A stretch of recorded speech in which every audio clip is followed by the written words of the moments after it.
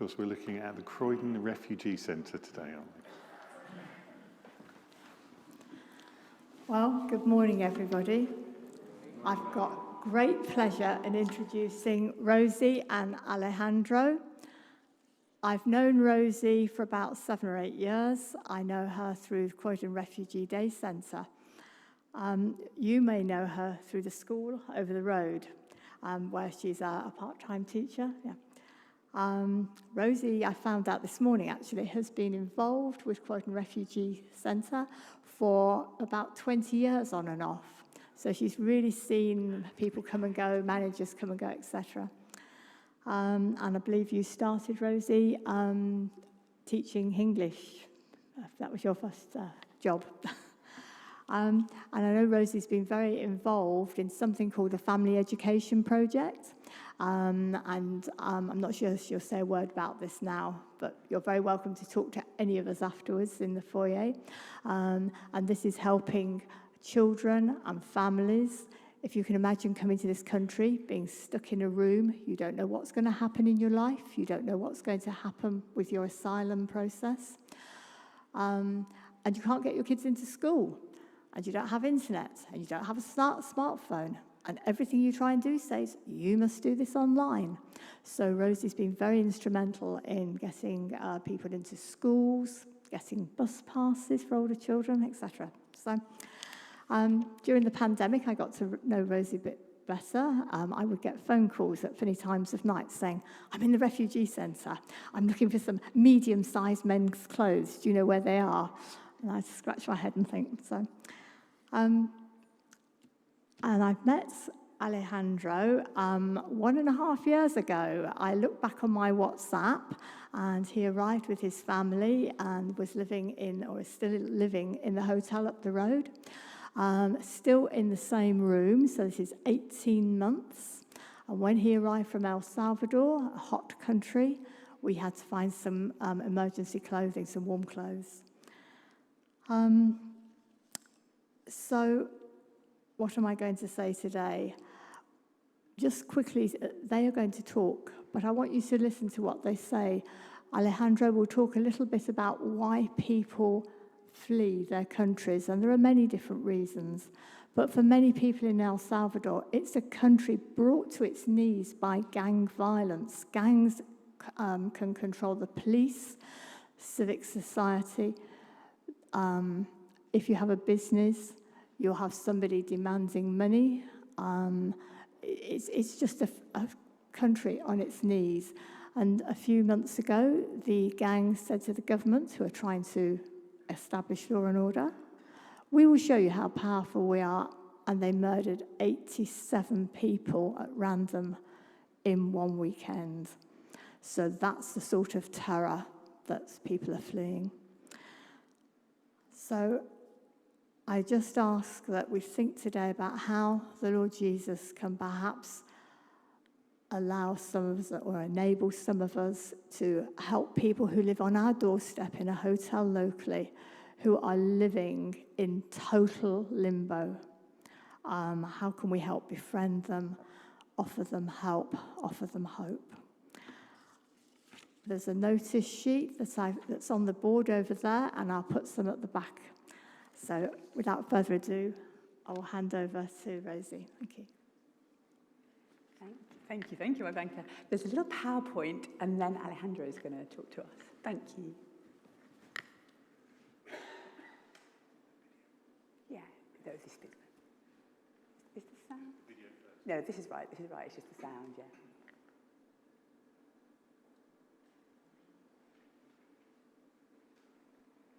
Maybe you have to click the little picture with the...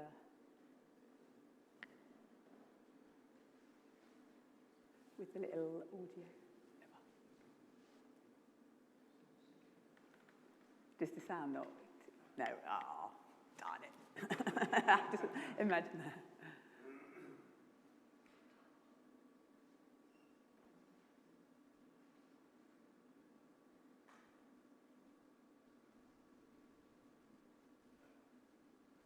Oh, thank you. I don't know if you know Linkin Park. They were like indie band that some people will love and some people won't have heard of.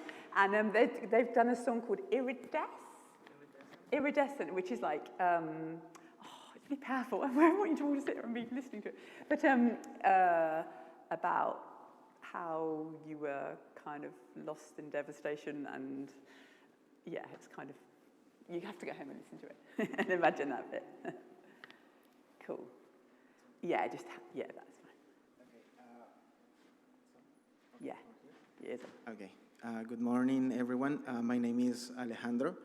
As Ivanka was saying, I am from El Salvador. I arrived here 18 months ago with my family, my wife and my sister-in-law. Fortunately, I do speak a bit of English. Unfortunately, my wife and my sister-in-law, they don't speak. They are learning right now. And as you may know, and Ivanka was saying, it's been really hard for us to get used to a new country, a new culture, the weather, it's kind of crazy here because sometimes it can be raining and a few minutes later it's hot, and you know how it is. So in my country it's really hot, and as Ivanka was saying, is pretty dangerous. There are laws, but everyone can break it without any problem, without being punished for it.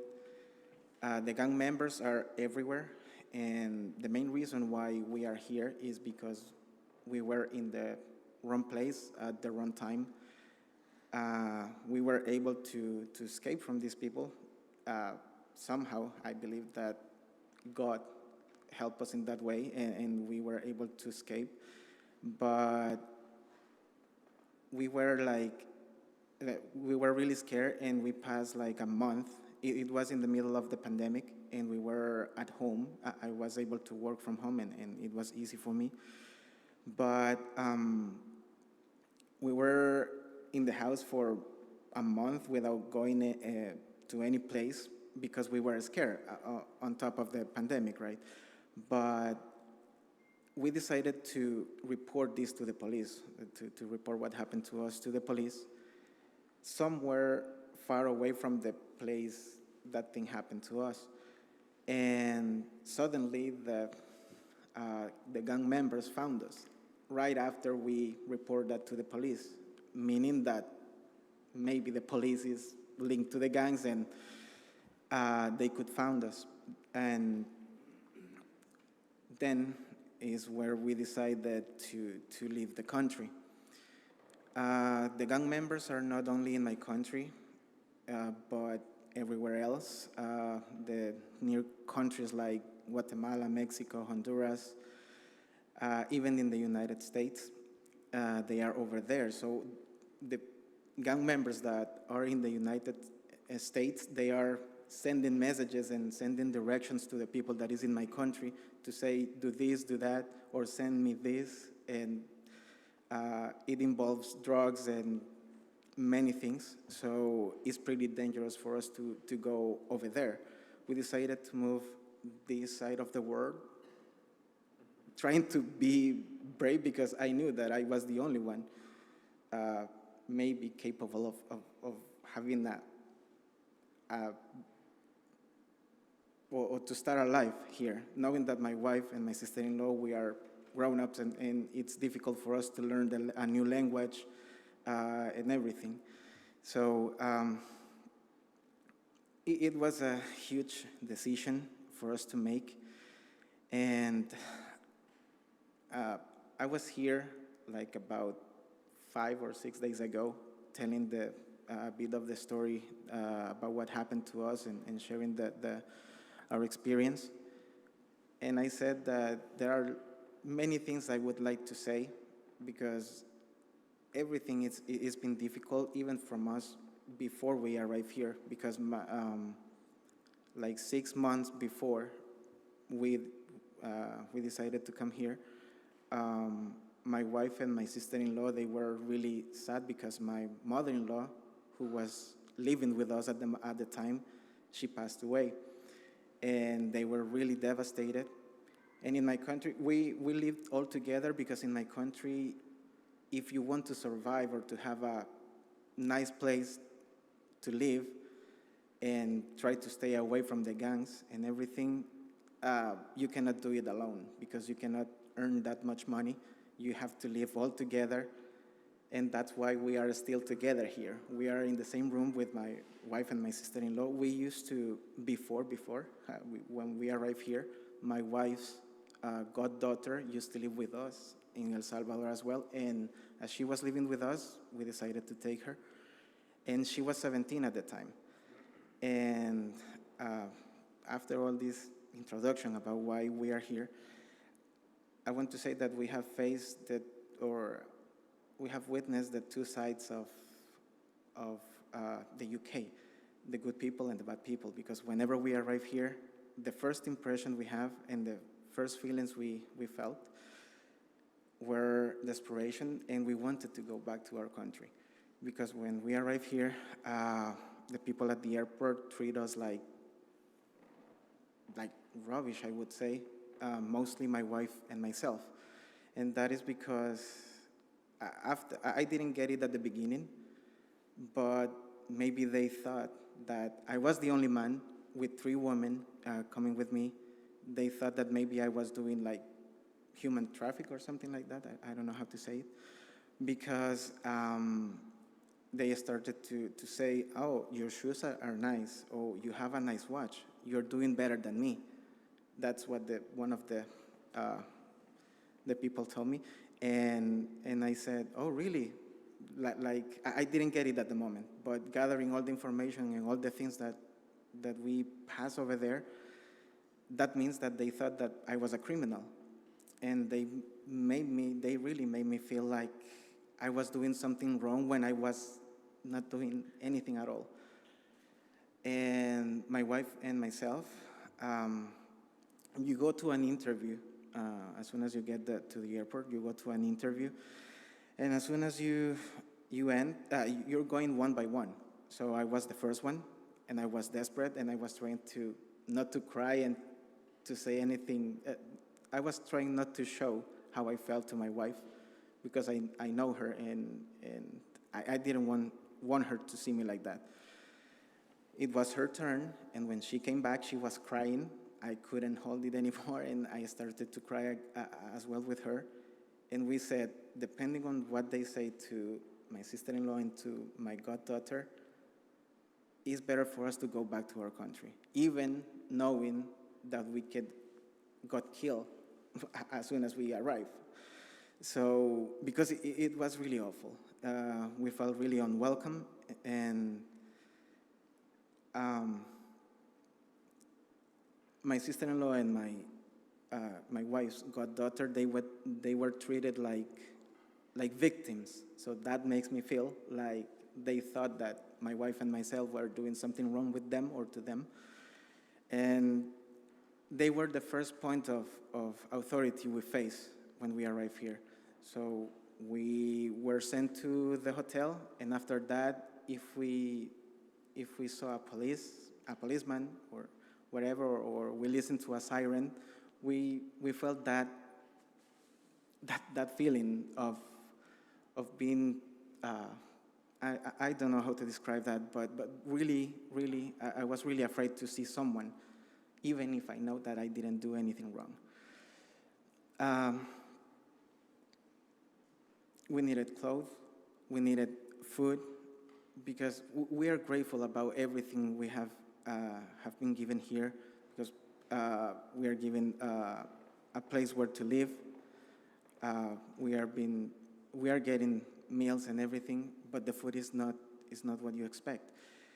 And at the airport, I remember, and I was telling this to Rosie, that at the beginning they set the expectation that we would be at the hotel room 15 days only.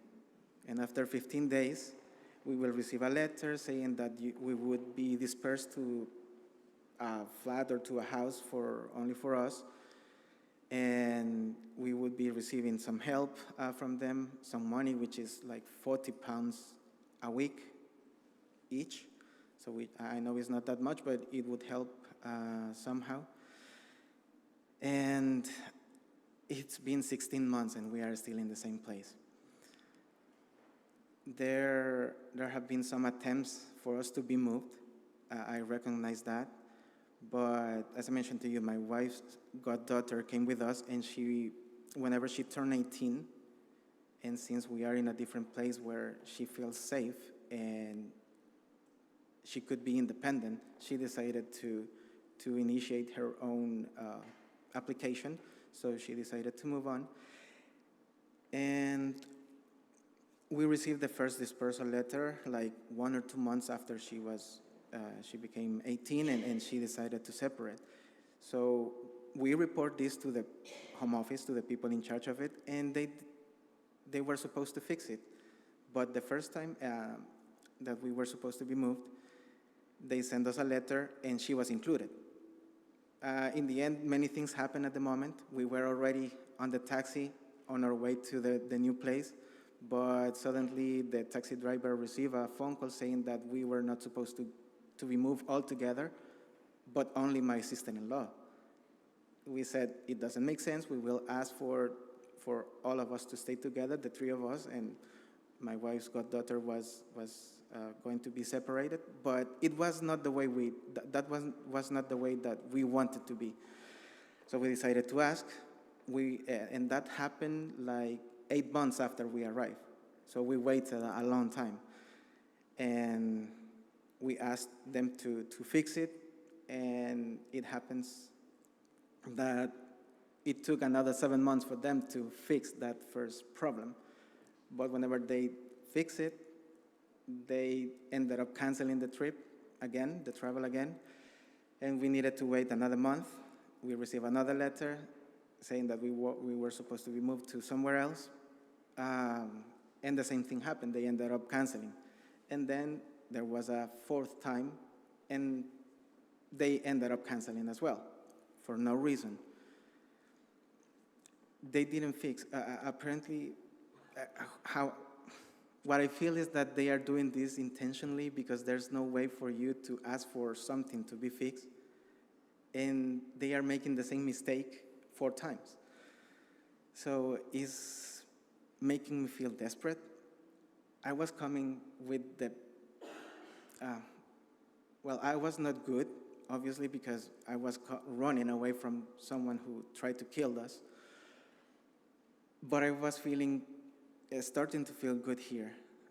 My batteries were full at the moment, but now everything bothers me. And being 3 people together in the same room with no privacy, with nothing. You cannot do nothing in the same room with 1 toilet. There's no cooking facilities. There's no TV. There's nothing else but our cell phones. We are getting Wi-Fi there, but there's not much to do. So me and my family, we are trying to be busy all the time. This week is Refugee Week from the 20th to the 26th. And we've been joining different places, different activities to have something to do because mentally we are really bad. We may look happy, we are showing a smile on our face, but honestly, I would say, I think I can talk for them as well. We are not good. We are not good because you need everything as everyone else has it.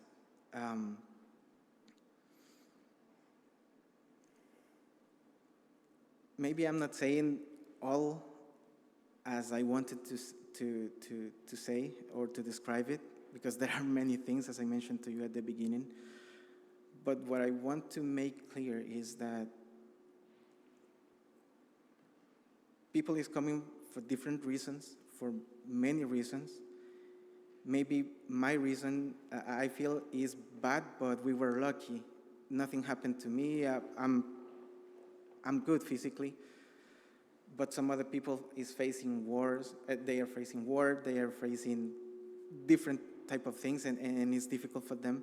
But all of us have something in common. we are normal people wanting to live happy, wanting to live in a place, a safe place, and be happy with our families. That's all that I'm looking for. I was telling Rosie and Ivanka and all the people that were here last time that I got the right to, or the permission to work, and I was really happy. And that happened 12 months after I arrived here.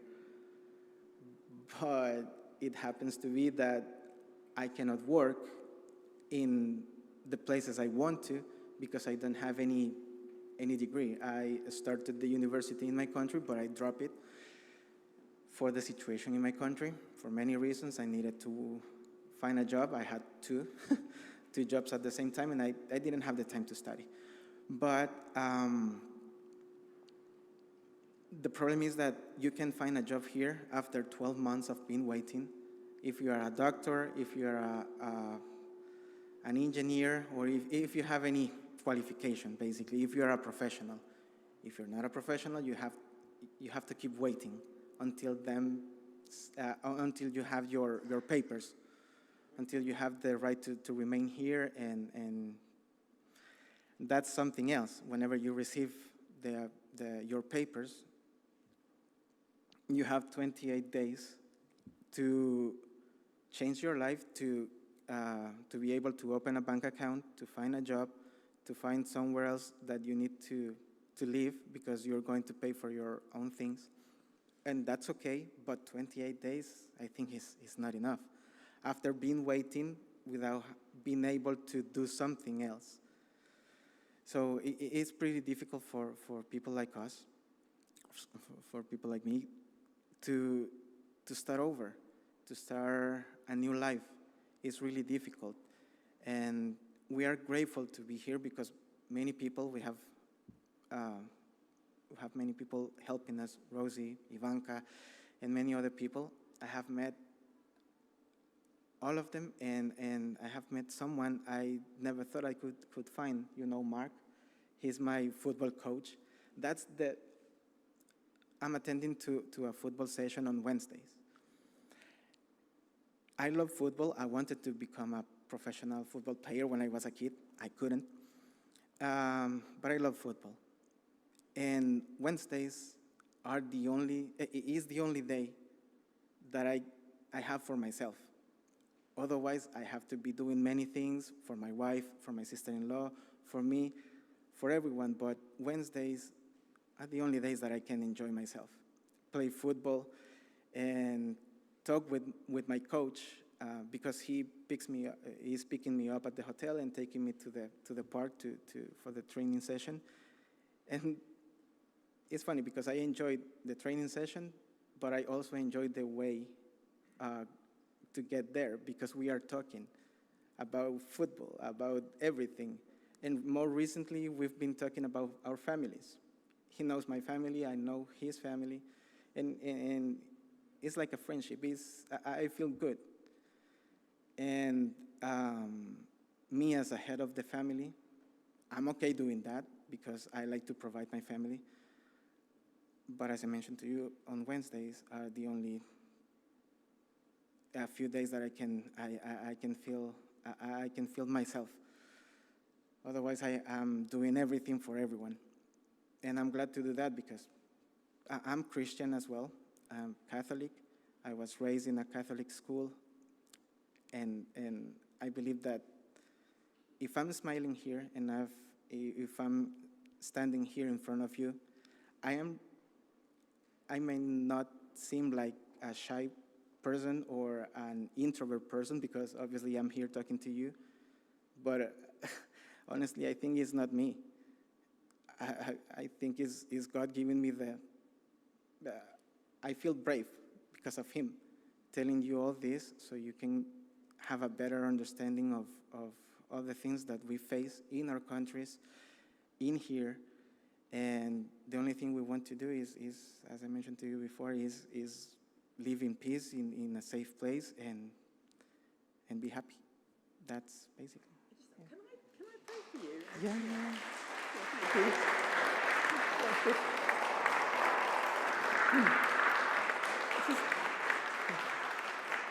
We're going completely off script here, but I feel like I just really want to pray for Alejandro. Is that all right with you guys?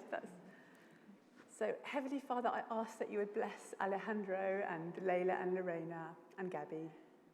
Father, you know what he's been through, and you know that hope deferred makes the heart sick, and you know how he has been so resilient for so long, and he's tried to stay positive for so long with so many disappointments, and his batteries are just empty now.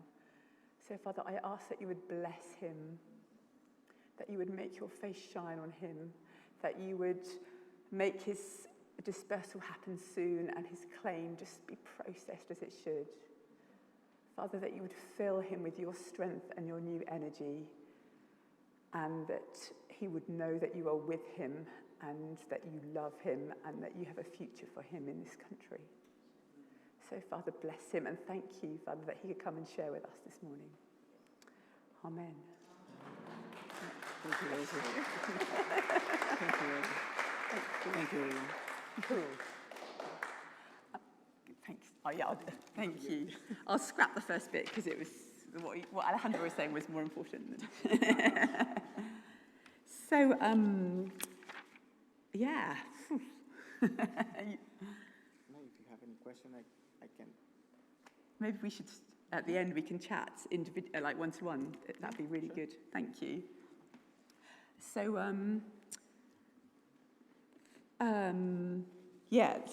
listen to Doug's preach from this morning on the podcast or the recording, whatever it was, because he talks about how in the Old Testament all the stuff comes about caring for the stranger, the sojourner among you. And there's so much of it in the Old Testament, but I'm going to jump to the New Testament where Jesus was a refugee. Jesus became a refugee. So in the birth narrative, Jesus, do you remember the bit where he gets born and then the wise men come and they're looking for him, the wise men, the magi, and they say to Herod, they go to King Herod and say, "Where's this baby who's going to be the king?" And Herod goes, "A baby who wants to be king? Oh my goodness." And he's a really paranoid, despotic ruler who then decides that he needs to try and kill Jesus. And so he sends all of his soldiers to kill all the baby boys who are under 2. And so Mary and Joseph have to flee to Egypt with baby Jesus. Well, he's kind of toddler Jesus by then. And I wanted to just bring that Jesus being taken by his parents to become refugees, seek asylum in Egypt. I wanted to bring that into the modern day. So, in our reading it was saying, "I was a stranger and you welcomed me." And to think what that might feel like if kind of Jesus and Mary and Joseph were here in Croydon now. So if you travel with me in your imaginations, it's just a little bit different. So Jesus' refugee experience now. So Joseph and Mary, let's call them Yusuf and Mariam. That's names that come often. And then little Isa, okay? He's kind of 2 now. So they have relatives here, and Mariam is pregnant with baby 2. Maybe James is on his way.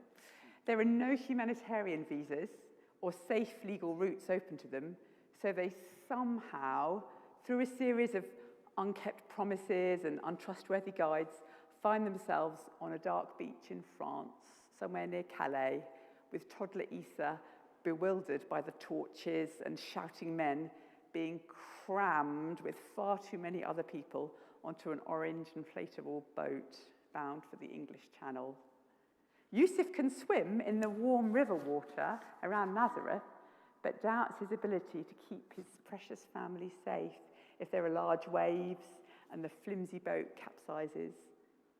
Why did the Magi have to alert Herod to their existence? Some wise men. Mariam can still hear reverberating through her memory the screams as Herod's soldiers snatched her neighbours' precious sons from their mother's arms and blood flowed. The wailing of Rachel, mourning for her children, is still the soundtrack to her nightmares. There's petrol mixed with the salt water swilling around in the bottom of the boat. They had to leave everything except their cell phones behind. including Yusuf's carpentry tools. How is he going to afford to buy some more to make a living for his family? If the sun is hot and they're stranded just sitting there, little Isa will dehydrate really badly. But mouths parched, stiff, exhausted, hungry, scared, and bone-weary, knowing this experience will be etched permanently into the psyche of little Isa, they finally stagger gratefully onto a pebbly beach somewhere in Kent. They have no idea why there's a flag-waving group with angry faces chanting at them to go home. They would infinitely prefer to be safely back at home right now. I was a stranger, and you welcomed me. Or perhaps Joseph and Mary are from South America. Let's call them Jose and Maria, with little Jesus. They managed to get a study visa for an applied carpentry course, and they're at Heathrow with toddler Jesus grizzling from how the plane flight hurt his ears. Jose has his tools with him, but is currently in an isolation room with a uniformed man shouting in his face. He doesn't know the exact formula of words to claim asylum or to make this shouting stop. The uniformed man clearly doesn't believe what he's saying. Back on the road out of Bethlehem that night, it seemed a smart idea to head for Scotland, that little-known country where Herod's intelligence team would be unlikely to track him down. But now it's clear there's no chance of making their onward flight to the obscurity of Glasgow. They have no control over their destination. He can hear Jesus crying in fear outside the door, and Maria's whispered attempts to soothe him. Adrenaline and cortisol are coursing round his veins. Every muscle is clenched, and he's sweating with fear. I was a stranger, and you welcomed me. Or fast forward a fortnight, and Jose and Maria are now in the hotel room in Croydon, a couple of streets away from here. Jesus is crying again because he's hungry, and he wants his nana's cooking, sat around safely on doting grandparents' laps, munching pistachio nuts and sour cherries, while his cousins play peekaboo with him. Here, he's bored, frustrated, lonely, and he doesn't even recognize this congealed grey forkful of pasta as food. The doctor glared at Maria this morning when he weighed Jesus and rolled his eyes when Maria wasn't sure of the date of his last MMR vaccination, and she hadn't got the data on her phone to check it, where she took a photo of her vaccination record before she came. She can feel the first flutters of baby James moving inside her, and yet doubts her ability to parent another child without any support in this inhospitable place, with no family, no money, no kitchen, no friends, or even toys. I was a stranger, and you welcomed me. I asked two of my friends, who Alejandro knows, who are currently here seeking asylum in Croydon, what it feels like to be a stranger in England, and listen out for some of the ways that they felt really welcomed. Cynthia, you might well recognise one. This is an architect friend who came quite a lot to Christchurch, I think, for some meals. And I think a couple of guys have been to the, what's they like, mums and tots, parents and tots group on as well. So she said, we learned, living in Croydon, that need moves mountains. We had to lose all sorts of shame and pride and go to any food bank people told us about to have the other options of food than the hotel food. We were in long queues next to homeless or ill people in a pandemic with cold that reached our very bones. But it was worth it because we got something half decent for our children to eat. Thank God for these organisations, and I know many of you are involved with the food bank, that helped us with hunger many times. We lost a lot of weight those months, firstly due to bad diet, secondly for the walks to the food banks. We called them angels, the people who completely changed our perspective on English people. Before we got to this country, I thought all British people were really cold and serious, but it was a wonderful surprise to realise they're the opposite, amazing, full of life. People who donate their time and knowledge to help everyone at the hotel. No ethnic, language or age discrimination. People who cooked for us sometimes to be able to eat something nice that reminded us of home. And eat at a table, because in the hotel, that dining room's closed, so we just have to eat in our rooms on our beds. I was a stranger, and you welcomed me. Another asylum-seeking friend, he's from Tyre. You know Tyre and Sidon? Gets that mentioned a lot in the Old Testament. In Lebanon, and he had a very busy job training teachers. And he said, "It wasn't my wish to leave the home I love and to leave the job I love, but I'm here now in the UK. Believe me when I say it's not easy to skin a person by taking away everything that gave his existence significance and meaning." An asylum seeker isn't a burden that would bring troubles to a community. In contrast, they're often the most ethical and humane, the brightest and most resourceful from their own society. We were standing up for community. We knew that serving others is the best way to love and shields human values from disintegration. We're peace seekers who've survived the jaws of anti-human monsters in our countries. We come in peace.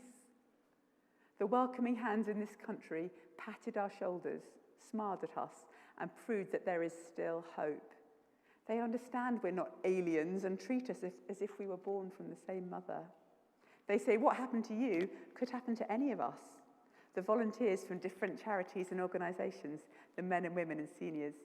What do I want? Simply peace and another chance to start again. I want to feel I belong in this community and return the favour by using my skills again to contribute in building up its future, whether or not I live to see it. I was a stranger, and you welcomed me. And then I think Jack's just got a little video, which is just really short and just shows kind of what we do at the Family Education Project. It's really short.